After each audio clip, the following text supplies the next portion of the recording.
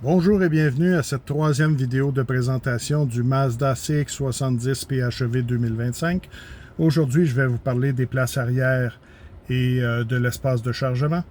C'est des places arrière avec beaucoup d'espace, c'est très confortable. Les sièges, on n'a pas beaucoup de support latéral, mais ça c'est un peu normal puisque il n'y a pas beaucoup de véhicules qui ont des sièges arrière très moulés.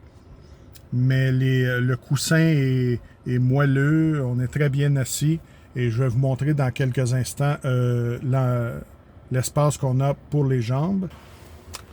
Voilà, le siège ici du passager avant est reculé à son maximum, puis il reste encore beaucoup d'espace. Alors, pas vraiment de problème pour l'espace à l'arrière et on peut même asseoir 3 personnes dans un confort relatif. Les passagers arrière ont droit à leur propre commande de ventilation.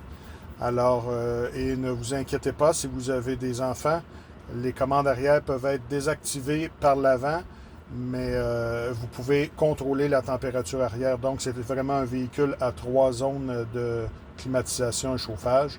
Et vous pouvez voir aussi qu'il y a 2 prises USB-C pour la recharge des tablettes ou des téléphones.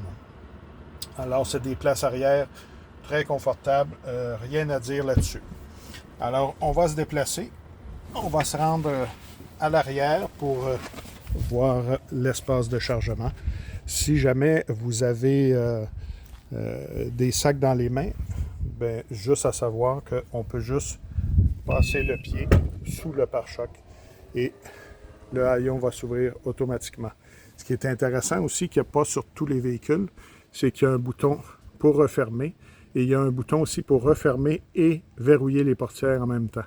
C'est très utile au lieu d'être obligé de retourner à l'avant, verrouiller les portières. Alors à l'arrière, très bon espace, on le voit ici.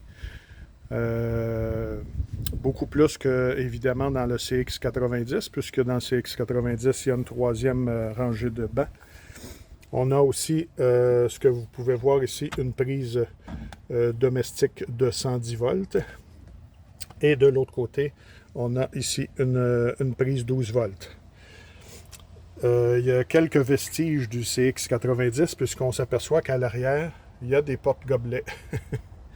Alors, tout ce qu'on a fait chez Mazda, c'est enlever la troisième rangée de bancs pour vous offrir un véhicule intermédiaire sans troisième rangée. Sous le plancher, on a ici quelques petits espaces de chargement pour de menus objets. Et si on relève encore plus, on a encore plus de rangement. Et il y a même un autre coffre que je ne peux pas lever juste à une main, là, mais il y a un autre coffre plus à l'avant. Le seul petit problème, c'est que moi, si j'avais été ingénieur, j'aurais mis les espaces supplémentaires plus près du haillon et les choses qu'on sert moins souvent plus près du siège. Ça aurait été plus facile, on aurait pu mettre des choses plus facilement, par exemple un bidon de la vitre. Ça aurait été plus facile de le mettre, alors que là, on est obligé d'aller le porter plus loin. Ce qui est aussi intéressant, c'est qu'ici, il y a 2 boutons. Alors, on peut, juste en appuyant sur le bouton, directement baisser la banquette. Et alors, on a maintenant un très grand espace de chargement. Alors, ça, c'est à peu près semblable au CX-90, puisqu'avec la banquette de troisième rangée abaissée, plus la banquette du centre abaissée, l'espace devient caverneux. Alors, c'est ce qui complète cette description des places arrière et de l'espace de chargement du CX-70 de Mazda, le modèle PHEV 2025.